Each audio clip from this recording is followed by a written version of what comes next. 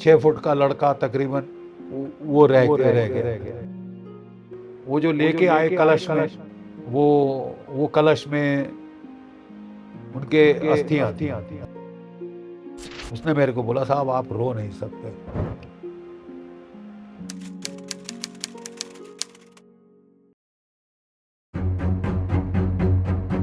फिर I had no doubt मेरे को जीवन में करना क्या। मैं बहुत पढ़ाकू था। तू अव्वल तो होगा नहीं, तू स्मार्ट नहीं है, तू ये नहीं है, तू वो नहीं है। यार ये है नहीं उस टाइप का, फौजी टाइप है नहीं है। स्कूल का मेरा क्लास फेलो वो मेरिट लिस्ट लेके चिल्लाता है, ओए GD GD. Colonel Neelakantan Jayachandran Nair, Ashok Chakra, Kirti Chakra की अरुण, सेकंड लेफ्टिनेंट अरुण क्षेत्रपाल परम वीर चक्र हमारा बैच में। 13 दिन के अंदर हमने पाकिस्तान के 2 टुकड़े कर दिए थे।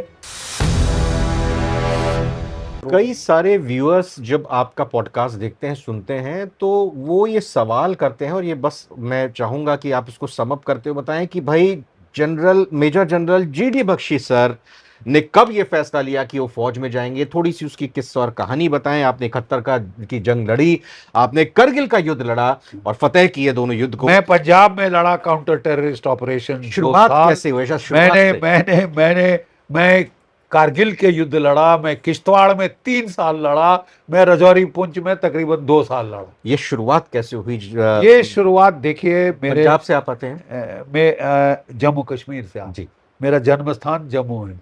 मेरे जो पिताश्री थे वो महाराजा कश्मीर हरि सिंह के दरबारी थे। अच्छा। चीफ एजुकेशन ऑफिसर थे रियासत की फौजों के। He like the principal of the NDA. उनका ऑफिसर ट्रेनिंग स्कूल था, उसके प्रिंसिपल थे। अच्छा। और महाराजा युवराज करण सिंह के पर्सनल ट्यूटर थे। राजघराने से हमारा बड़ा संपर्क गहरा रहा, हमारे पारिवारिक संबंध रहे। तो वहां से जब वो विलय हुआ 47 में, वहाँ कश्मीर की जो सेनाएं थी, जम्मू कश्मीर की बहुत बहादुरी से लड़ी, टोटली आउट नंबर्ड। अगस्त 47 में जब विलय हुआ और 48-49 में कश्मीर में युद्ध हुआ, 56 में हमारा विलय, हमारा जम्मू कश्मीर की रियासत की फौजें Jammu and Kashmir rifles regiment बन गई। मेरे बड़े भाई साहब उसमें कैप्टन थे, 1965 के युद्ध में शहीद हो गए। अच्छा। मैं उस रेजिमेंट में गया जो कि मेरे पिताश्री की रेजिमेंट थी। और कितनी उम्र थी आपकी उस टाइम? और मैं देखिए जैसे ही मेरे सीडीएस एग्जाम आपने बताया कि मैंने बताया कि मेरे भाई साहब शहीद हुए 65। और handsome cricketer unlike me, very popular this thing. और हमको क्या मिला, उनके शरीर के चीथड़े उड़ गए क्योंकि वो माइंड ब्लास्ट से उनकी शहादत हुई। और वहीं पे उन्होंने, ताकि फैमिली को धक्का ना लगे, देखना ना पड़े दुर्गति शरीर। ये किस जगह हुआ था? ये वहाँ पे पाकिस्तान के युद्ध में हुआ था। तो मैं बता, for some reason I will not mention. Okay. But ये जो है, वो जो लेके आए कलश में, वो कलश में उनके अस्थियां थी, राख थी। 6 फुट का लड़का तकरीबन वो रह गया था। तो मैंने उस लड़के को अलग किया जो लेके आया था। जब वो नेचुरली माँ बाप पूछते हैं कैसे मारा मेरा बेटा, तो वो कहानी अपनी कुछ बोलने की कोशिश कर रहा था, बड़ी बहादुरी से गई। तो मैंने उनको धीरे से बुला के पूछा, यार तू कुछ छुपा रहा, उनकी अंत कैसे हुआ, गोली से हुआ, कैसे हुआ, ग्रेनेड फटने से हुआ? कहते साहब बुरा नहीं मानो, असलियत यह है कि वो माइन M16 वो जंप मार के यहाँ तक आता है, फटता है, शरीर का चीथड़े उड़ गए सब। वहाँ से 100 गज 200 गज से टुकड़े टुकड़े ला के हमने जो कुछ मिला इकट्ठा किया। और तो मेरी आंखों से आंसू टपक आए नेचुरली। तो वो हिंदुस्तान की फौज का जवान, डोगरा सैनिक, उसने मेरे को, मैं 10वीं क्लास में था जिसमें आज मेरा पोता है, ठीक है, उसने मेरे को बोला, साहब आप रो नहीं सकते। जब शरीर की दुर्गति होती है तो बदला लेना अनिवार्य होता है। आपको बदला लेना, that is what you have to do. Simple. वो जो भाई के अवशेष लेकर आए थे वो बोले ऐसा? वो लाया था, वो लड़का हाँ। पलटन का जवान आता है, वो पलटन भेजती है ना हाँ, हाँ, सारा ये अवशेष। तो फिर आई हैड नो डाउट मेरे को जीवन में करना क्या है। हाँ, मैं बहुत पढ़ाकू था, पढ़ने में बहुत अच्छा था, किताबी कीड़ा था। हाँ, एक किताब आप मुझे दें तो मैं दिन में पूरी किताब खत्म कर देता था, फिर और मांगता था। हाँ, छोटे से बचपन से मेरे को फादर साहब ने रीडिंग की आदत दी थी। जब जाते थे किताबें लेके आते थे, हाँ, लाइब्रेरी से मैंने सारी किताबें पढ़ डाली। हाँ, तो उनका बड़ा मन था कि ये बेटा पढ़ाकू है, इसको आईएएस आईएफएस में डालो। हाँ, एक लड़का फौज में दिया, शहीद हो गया, चलिए हमने अपने देश के प्रति सेवा कर ली, ये लड़का मेरा आईएएस में जाएगा, आईएफएस में। वो मन में ठान के बैठे थे, हम्म, ठीक है। और he was very heavily invested in me. जब मैंने बोला मैं फौज में जा रहा हूँ तो उनको तो सदमा लग गया। हाँ, अरे 65 सितंबर में भाई मरा, हाँ, और दिसंबर में बेटा कह रहा है कि मैं तो एनडीए एग्जाम देने जा रहा हूँ। हाँ। तो फर्स्ट नेचुरली अटेम्प्ट होगी, हाँ, 10th में जब आप थे तो बता रहे हैं, यस। बहुत बहुत हाँ, खाने के टेबल पे बैठते थे तो कोई बात नहीं करता था, हम्म। खाना गले के नीचे डालना मतलब मुश्किल अभी होता। एग्जाम दिया नहीं है तभी? स्टोनी हाँ, स्टोनी साइलेंस, क्योंकि वो हाँ, कहते नहीं जाएंगे। हाँ, मैंने कहा मैं जाऊंगा, मेरे तो अब जो कुछ भी कह ले मैं जाऊँ। हाँ, तो मैंने फादर को कभी डिफाई नहीं किया था उसके पहले। हाँ, तो मतलब हमेशा ना सिर्फ मतलब वो स्ट्रिक्ट थे, वो प्यार बहुत करते हैं। तो काफ़ी टेंशन रही। फिर उन्होंने अल्टीमेटली बहुत जब परेशान हो गए तो बोला कि नहीं नहीं तेरे को तो ऐसा है, तू जा ट्राई कर ले, तू पहले अव्वल तो होगा नहीं। तेरे कपड़ों पे स्याही लगी रहती है, अभी भी देखिए स्याही लगी हाँ। हुई है, लिखता पढ़ता पढ़ाई लिखाई करते रहते करते हैं। रहता हूँ, ठीक है। तो तू अव्वल तो होगा नहीं, तू स्मार्ट नहीं है, तू ये नहीं है, तू हाँ, वो नहीं है, तू गेम ज़्यादा नहीं खेलता, बस हाँ, तू सारी इंडिविजुअल गेम्स हाँ, खेलता है। मैं कुश्ती करता था, हाँ, मैं स्विमिंग करता था। हाँ। तो कहता है कि लीडरशिप क्वालिटी नहीं है तुम्हारे नहीं, वो अंदर। टीम गेम्स नहीं खेलता, हाँ, ये नहीं करता, वो नहीं करता। तो मैंने कहा डैड मेरे को ट्राई तो करने दो, हाँ, ताकि मेरे भी मन से ये निकल जाए कीड़ा, हवस निकल जाए, किताब हो गया, ट्राई कर लिया है, अगर नहीं हुआ तो नहीं हुआ, ठीक है। But let me try. कुछ सोच के बोले अच्छा ठीक है, तेरे आईएएस के लिए ड्राई रन हो जाएगी, हम्म, तेरे को एक्सपीरियंस हो जाएगा, जा तू कर ले, तू होगा नहीं तो ज़्यादा बुरा मत फील करना। हम्म, मैंने कहा ठीक है डैड। तो मैंने फिर काफ़ी सिस्टमेटिकली स्टडी करी, ये हाँ, किया वो किया, मास्टर गाइड ली, 10 साल के पेपर सॉल्व किए, ये वो, और बड़े सिस्टमेटिक स्टडी करी, अच्छा, और स्टडी के चलते मैं आई क्लियर्ड माई रिटर्न। मैं फिर गया अपने इंटरव्यू के लिए। तो मैंने जो कुछ लोग इंटरव्यू फर्स्ट अटेम्प्ट में ही आपने रिटर्न क्लियर कर लिया? First attempt I was through in the return. और उसके बाद जब मेरा ये इंटरव्यू का एसएसबी। हुआ तो मैंने कई लोगों जो करके आए थे उनसे पूछा हाँ, भाई क्या कैसे, सारा समझा प्रोसेस, हाँ। और फिर तैयारी करी प्रॉपरली। तो कहाँ हुआ था आपका एसएसबी, क्योंकि मेरा मेरा इलाहाबाद को रिजेक्शन सेंटर बोला जाता है? मैं मैसूर में गया था, अच्छा, डीप चलिए, साउथ, दक्षिण में, ओके। ठीक है। और साहब किसी को उम्मीद नहीं थी कि आई विल बी थ्रू, ना स्कूल में ना घर में, हाँ, कि यार ये है नहीं उस टाइप का, फौजी टाइप है नहीं है। एसएसबी की वो कौन सी एक्टिविटी जो आपको नहीं लगी कि मैं, ठीक है? लेकिन मैं आपको हाँ, एक चीज बताना चाहता हूँ कि जब रिजल्ट आए तो मैं अपने पहाड़ के पीछे, मेरे को तब से एकांत का शौक था। चिट्ठी आई होगी उस टाइम, नेट वेट तो तो था नहीं, नहीं। वो आपकी न्यूज़पेपर में मेरिट लिस्ट हाँ, हाँ, आती। Yes, newspaper. तो मेरा एक स्कूल का मेरा क्लास फेलो वो मेरिट लिस्ट लेके चिल्लाता है, ओए जीडी जीडी। मैंने कहा क्या हुआ भाई? अबे तू सेकंड है ऑल इंडिया मेरिट लिस्ट में। मैंने कहा क्या बात कर रहा है यार? तो बोला कि ये देख। मैंने कहा हाई नंबर तो मेरा ही मेरा ही रोल हाँ, नंबर है, रोल नंबर याद। नंबर 2 है, नंबर 4122 था मेरे ख्याल, I think, if I still remember. अब पता नहीं, आई एम गेटिंग ये ओल्ड। किस साल की बात है? ये बात है देखिए 1967, हाँ, मतलब तब 65। 12th में थे आप? हाँ, बिकॉज हाँ, उन दिनों 11th पास करके हाँ, ये 11th। एग्जाम दिया हाँ, वो जाता अभी था। बिल्कुल, यस। सीनियर कैम्ब्रिज होती थी, हाँ, और 10+2 नहीं, 10+1, 11 अच्छा, क्लास अच्छा, होती थी। अच्छा, अच्छा, यानी अच्छा। कि सीनियर कैम्ब्रिज पास करी, हायर सेकेंडरी पास हाँ, करी, तो आप एनडीए का एग्जाम, उसके टेस्ट एग्जाम देने के पहले आप अपियर कर सकते हो, subject to clear your exam, clearing qualifying exam. Qualifying. तो अब सेकंड रैंक आपकी आई तो आप तो फिर एयरफोर्स में भी जा सकते थे, नेवी में की भी आपकी चॉइस मैं थी। एयरफोर्स के लिए सिलेक्ट हुआ था। आई was selected for the air force, I was number 3 in the Air Force merit list, number 2 in the Army and Navy merit list. अच्छा। ठीक है, मेरे PABT स्कोर थोड़ा कम था बिकॉज आईज की प्रॉब्लम थी. हाँ। तो I was selected as an air force cadet. और मैं जब घर आया मैं कहा लॉर्ड डैड, एक मिनट, तो वो सारे नेचुरली फिर खुशी तो होती है भाई, ऑल इंडिया में नंबर 2 है. तो सारे अंकल चाचे ताए सबको उन्होंने मेरिट लिस्ट की फोटो कॉपी करके भेजनी शुरू करी, हाँ। जैसे फादर्स करते हैं ना जब बेटा कुछ अचीव कर ले. तो फिर अब आ गया वहाँ से NDA से कॉल लेटर कि हाँ। चलो आकर यू आर सिलेक्टेड वगैरह वगैरह, report so and so date, ये तुम्हारा वारंट और ये तुम्हारा रेलवे वारंट और ये वो. फादर साहब एक्सेप्ट कर लिया था उन्होंने, इनका भाई तूने एनडीए निकाल लिया नहीं, तो फिर तुम आईएएस भी निकाल सकते हो, उन्होंने तो कुछ ऑब्जेक्शन नहीं किया? तो वो बिल्कुल उसी पे आए हाँ। कि अब तूने कर लिया, वेरी गुड, लेकिन अब तू जाएगा नहीं. मैं कहा daddy this is not fair, you said कि अगर मैं हो जाता हूं तो I can go, you can't stop, मेरी डेस्टिनी है ये. हाँ. अब वो खुद बोल रही है I have cleared it, not only cleared it, I am number 2 all India merit list, why are you not letting me go. ये ये काफी फिर चला. फिर पता है एक बड़ी, I tell you a little story if you have the No, time. no, yeah, we have you have plenty all of the time. Time, चलो ठीक है. नहीं, we have plenty of time and our viewers want to listen कि मतलब क्या आपसे प्रेरणा मिलेगी आपके एक शब्द से सर? देखिए, मेरे को मेडिटेशन वगैरह का बहुत शौक था. शुरू से रामकृष्ण परमहंस, स्वामी विवेकानंद, इनके मैं किताबें पढ़ता रहता था वगैरह वगैरह.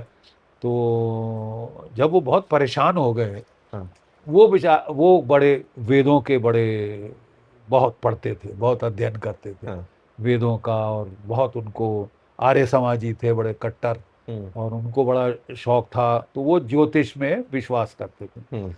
तो एक दिन मेरे को बोले कि जब बहुत झगड़ा हो गया, कहते देख यार तू ऐसा कर, मेरी खुशी के लिए वहां पे एक ज्योतिष है, एक जैन मुनि,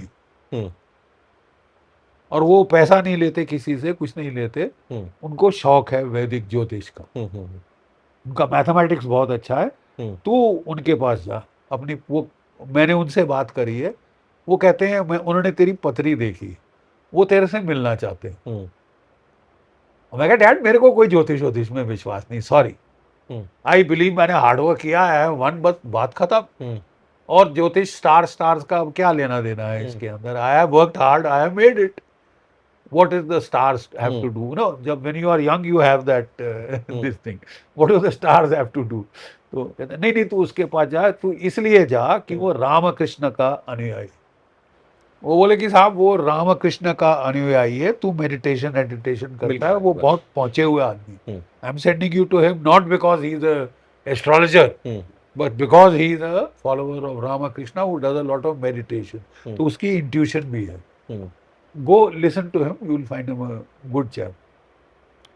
मैं गया उनके पास, जबलपुर का शहर, वहाँ पे मेरे फादर की ट्रांसफर हुई थी, नर्मदा जी के तट पे.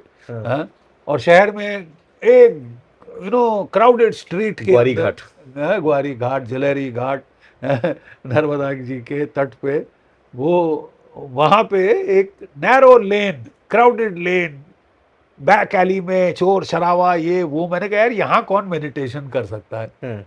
तो मैं गया, एक छोटी सी खोली रूम था, फिर अंदर एक कमरा था, और कमरे में वो दीवान पे बैठते थे, बड़ा सा तकिया लगा के, ये पीछे सारा बेयर वॉल सिवाय एक रामकृष्ण परमहंस की तस्वीर. अच्छा. और मेडिटेशन करते थे, you round face, round goggles, look like अ बुद्धा, जैसे है ना वो चाइनीज बुद्धा का आपने देखी होगी मूर्तियां, ये लुक लाइक दैट. तो और जैसे ही उनके कमरे में गया, मुझे बड़ी शांति महसूस हुई. Amazing, in the middle of a street you can have an oasis of silence. तो वो बोले, पत्री निकाली मेरी, देखी और कहने लगा तेरा टाइम गलत है इस पत्री में, इट इज नॉट योर पत्री. मैंने कहा ये कैसे, क्या टाइम लिखा है? बोले ये. मैं कहा हाँ, ये मॉम ने तो यही टाइम बताया है, और वो तो हमारा MH में जो होते हैं तो they are very particular, click करके वो टाइम नोट करते हैं वगैरह वगैरह. सो मैंने कहा टाइम तो यही है. कहता है यार ये जो है ना पत्री, पता है उस आदमी की है जो अध्यात्म में जिसकी बड़ी रुचि होगी, और जो बहुत ध्यान साधना करने वाला होगा, लेकिन तू तो फौज में जाना चाहता है. है। तो आजकल के लड़के या तो एक्टर बनना चाहते हैं या वो फौज में जाना चाहते हैं, रम पिएंगे, फुटबॉल खेलेंगे, मस्ती करेंगे, ये वो ये तेरा तो कोई मेल ही नहीं है, ये पत्रिका ये। तो मैंने कहा नहीं, आपको विरोधाभास फौज का ये क्यों लगता है? कहता क्यों, फौज राजसिक नहीं तो और क्या है कि चलो लड़ना नड़ना, हिम्मत ये राजसिक है पूरा, ये सत्व का उसमें क्या है?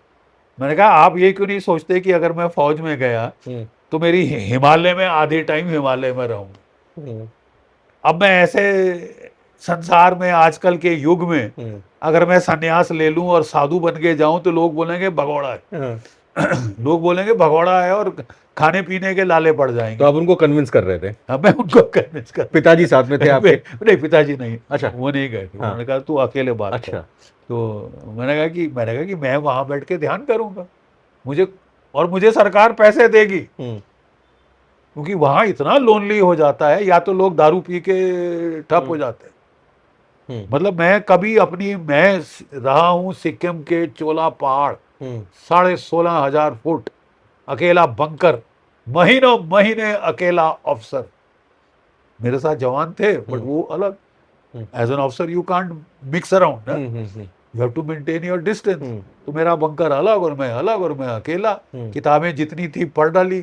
अब खाली बैठते थे तो मतलब मैं सारी उंगलियां ऐसे नहीं चटकाता था, एक एक करके कि भाई अब टाइम पास करना है। तो ऐसे से बेस्ट जगह मेडिटेशन की और कौन सी हो सकती?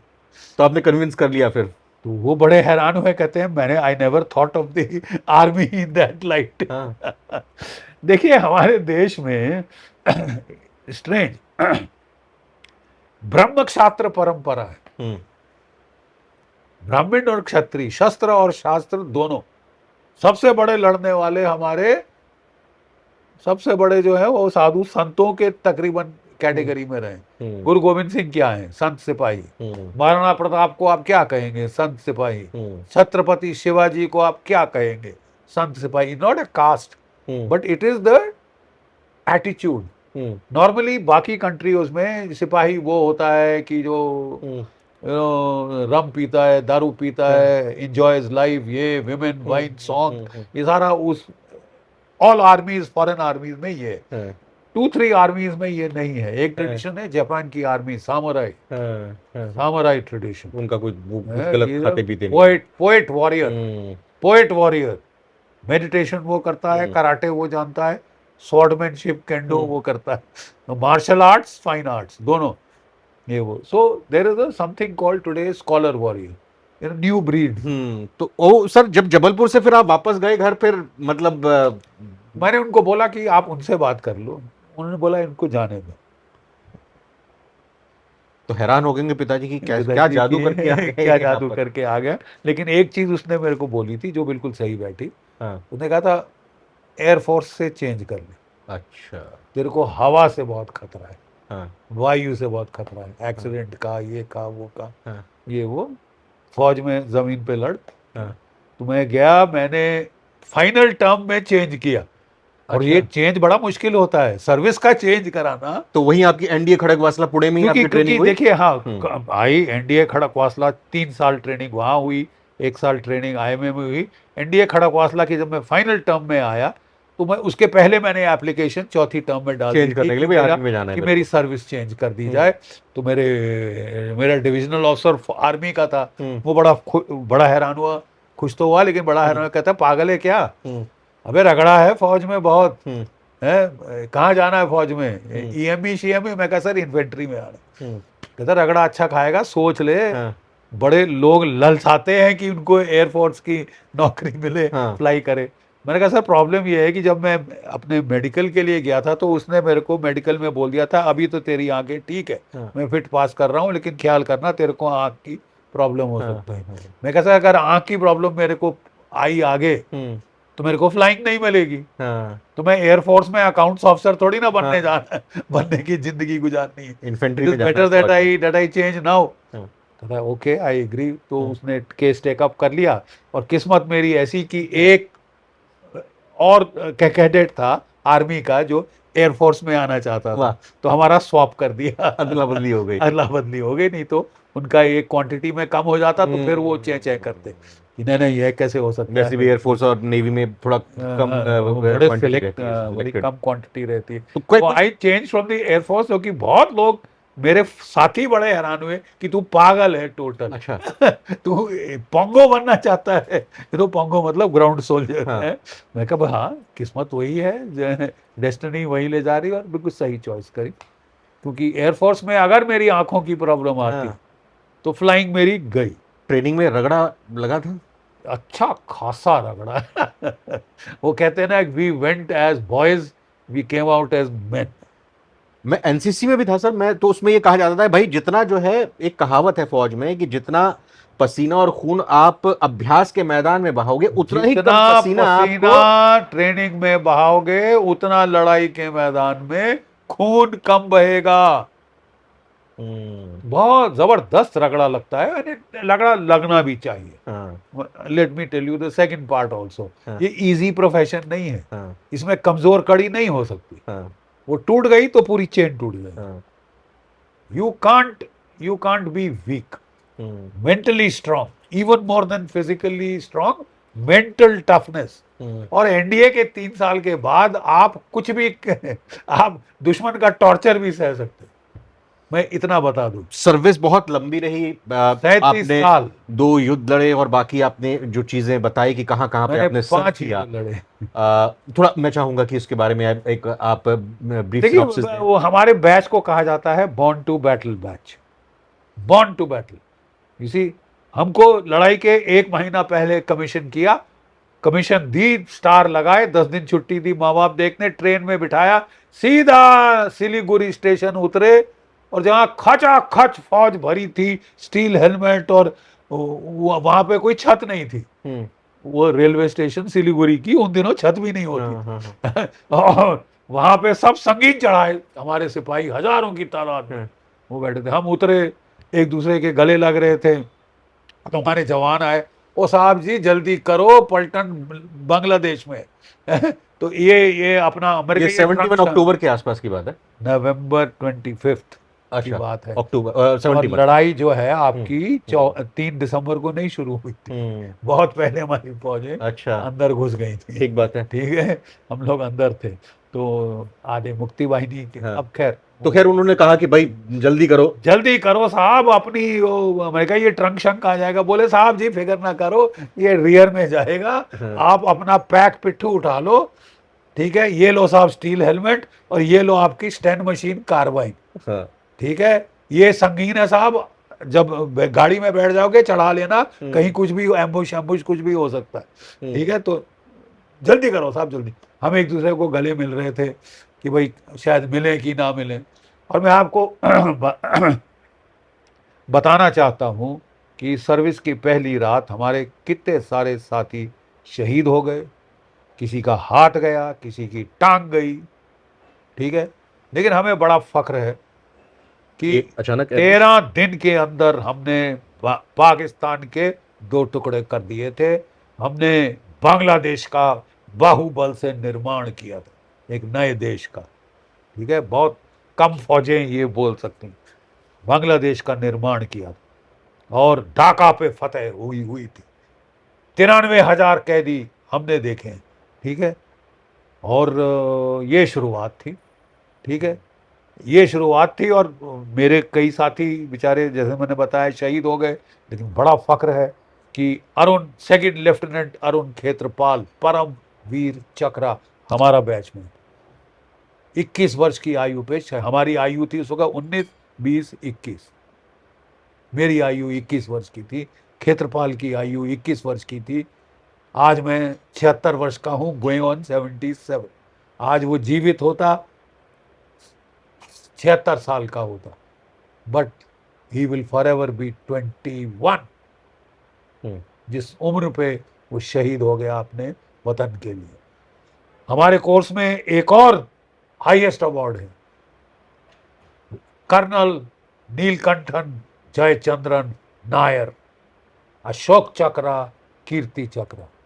देखिए, अशोक चक्र जो काउंटर टेररिस्ट ऑपरेशन वगैरह में दिया जाता है, हाईएस्ट परमवीर चक्र के बराबर वो शांति काल में दिया जाता है। शांति काल में जी। दिया जाता है, जबकि मतलब ऑफिशियल लड़ाई नहीं है किसी विदेश से, आपके देश में विद्रोहियों से लड़ रहे हैं, नागाओं से, मीजो से, मणिपुर में, यहाँ कश्मीरी वहाँ आतंकवादियों कश्मीर से। में, कश्मीर के अंदर, तब अशोक चक्र दिया। एकमात्र बैच है पूरी एनडीए में जिसमें 2 हाईएस्ट अवार्ड हैं, नायर अशोक चक्र, कीर्ति चक्र, मतलब पीवीसी एमवीसी दोनों एक बंदे ने लिए। और दूसरा ये अरुण खेत्रपाल 5 टैंक उड़ाए अपने एक टैंक से पाकिस्तान के, और परमवीर चक्र का खिताब हासिल किया। ये एक अजूबा बैच है, ठीक है, मतलब धुरंधर बैच है। और हमारा एक साथी एयरफोर्स का चीफ बना, 2 आर्मी कमांडर बने, एक एयरफोर्स में आर्मी कमांडर के लेवल तक पहुंचा, 2 पहुंचे। बहुत अच्छा किया हमारे बैच ने। नेवी में एक एडमिरल था, तो ये 37 साल नौकरी करी। और मेरी कुछ किस्मत ऐसी थी कि एक के बाद एक मैदाने जंग मिला। सेकंड लेफ्टिनेंट, बांग्लादेश का युद्ध देखा, मेजर बना, यंग मेजर, तो पंजाब में सिख कंपनी की कमांड दी गई 1985 में। 84 में क्या हुआ था? 31 अक्टूबर को इंदिरा जी को असैसिनेशन हो गया था। असैसिनेशन बाद में हुआ था, उसके पहले blue star, operation blue star, yes, operation blue star, जिसमें कि हमारे सिख सैनिकों को बहुत मतलब ठेस लगी थी यार। कई पलटनों में तो विद्रोह हो गया था। अच्छा, डिसबैंड करनी पड़ी थी 2-3 पलटने, सिख पलटने, क्योंकि वो बहुत भावुक हो गए, बहुत आक्रोश में आ गए। भाई उनके धर्मस्थल पे हमला हुआ था, मतलब और फिर अफवाहें बहुत फैलाई जा रही थी, तो वो भड़क गए। वो ये उस टाइम पे मेरे को मेरी डोगरा पलटन से निकाल के यहाँ भेजा गया और बोला ये सिख कंपनी कमांड करेगा। अच्छा, तो मैंने बोला सर मेरे तो 2 डोगरा कंपनी है आपकी, 2 सिख, मैं डोगरे ही कमांड किए, उनका साथ मेरा अच्छा तालमेल है, तो मुझे क्यों, नया आया हूँ पलटन में, जानता भी नहीं खास। नहीं, तू स्टाफ कॉलेज किया है, बीएमसीएम राज, सारा कुछ करके दिखा, हर किस्म के ट्रूप कमांड करने आने चाहिए, ये थोड़ी ना कि तू डोगरे ही कमांड कर, सिख पलटन कमांड। और इस वक्त टेंशन है, तो we like to see what you are made of, देखें क्या करता है। तो बहुत टेंशन थी यार, मैं कह नहीं सकता। कई दिनों तो मैं अपनी नया जब था, हम लोग बाहर थे काउंटर टेररिस्ट ऑपरेशन में, तो मैं रात को सोता था तो अपनी तकिए के नीचे स्टैंड रख के सोता था। अच्छा, कि भाई कोई, सही बात है, क्योंकि मेरी कंपनी के अंदर जो पलटने जिनको डिसबैंड कर दिया गया था, उनके कई जवान भेजे थे। अच्छा, जो विद्रोह कर चुके थे, अच्छा, वो आपके पास आए हैं? वो मेरे पास है। नहीं सर, वैसे और मेरा चैलेंज ये था कि इनको लड़ाओ। इनके अंदर और आज मैं देखिए बड़े फख्र के साथ कह सकता हूँ कि जितनी लॉयल्टी मेरे को उस सिख कंपनी से मिली, शायद ही किसी और एथनिसिटी से मिली। मेरे मार्वलस ट्रूप्स, बहुत आघात था, बट अपने फर्ज के लिए वो नमक का हक उन्होंने अदा किया। अपने ही मिसगाइडेड लोगों के खिलाफ लड़ना, ये बड़ी भारी इसमें सैक्रिफाइस चाहिए। तो ये उसके बाद फिर मैं किश्तवाड़ में लड़ा, मेरी पलटन कमांड करी, 6 शहीद हुए, 21 घायल हुए, 1 वीर चक्र मरणोपरांत, 4 सेना मेडल, 20 और अवार्ड, मेरे को विशेष सेवा मेडल मिला, वो ख़त्म किया। उसके बाद जब मैं ब्रिगेड कमांडर बना, कर्नल के बाद ब्रिगेड कमांडर बना, 3 साल किश्तवाड़, नॉर्मली 2 साल का टेन्योर होता है, 1 साल और मेरे आर्मी कमांडर ने कहा नहीं तूने अच्छी तरह से काबू किया इलाका, तू यहाँ और रहेगा। तो 3 साल कमांड करी मैंने किश्तवाड़ में, तो सबसे खतरनाक इलाका माना जाता था। और आखिरी में जब मैं मेजर जनरल बना 2 स्टार, तो मेरे को रजौरी पुंछ भेजा गया, जो उस वक्त south of the Pir Panjal सबसे खतरनाक इलाका था। मुझे बड़ा फक्र है कि दोनों इतने बदमाश इलाके जब मैंने लिए और जब छोड़े, तो पूर्ण रूपेण शांति कमर तोड़ के आया टेररिस्ट। सेना मेडल मिला वहां पे, और यहाँ करगिल में आप किस रैंक में थे सर? मैं लेफ्टिनेंट कर्नल। अच्छा, लेफ्टिनेंट कर्नल, मुझे कमांड तब मिली। अच्छा, लेफ्टिनेंट कर्नल। तो जो व्यूअर्स फौज में जाना चाहते हैं, major general GD Bakshi sir उनको क्या मैसेज देना चाहेंगे, क्या You करें? you can't ask for a better career than the armed forces of India. ठीक है, more honorable, duty, honor, country is the credo. You want to serve the country, no better way. You want to enjoy your life, have adventure, climb the mountains, climb every mountain, cross every stream, live out your dream. जय भारत, जय हिंद।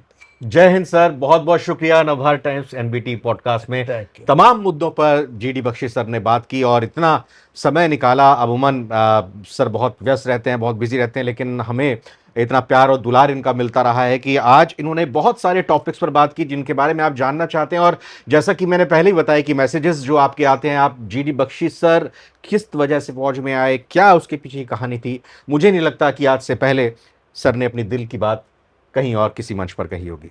ये podcast कैसा लगा आपको? और एक बात और, एक रिक्वेस्ट और, जीडी बख्शी सर ने शुरुआत में जब बातचीत हो रही थी तो एक एग्जाम्पल देते हुए अपनी बात कही, और मैं चाहूंगा कि आप सभी जीडी बख्शी सर के बेहतर स्वास्थ्य के लिए, उनकी हेल्थ के लिए और उनकी दीर्घायु के लिए प्लीज कमेंट करके कामना कीजिए। सर भी पॉडकास्ट में आपके कमेंट पढ़ें तो उनको भी लगे कि आप, हम सब उनको कितना प्यार करते हैं। जय हिंद। Thank you.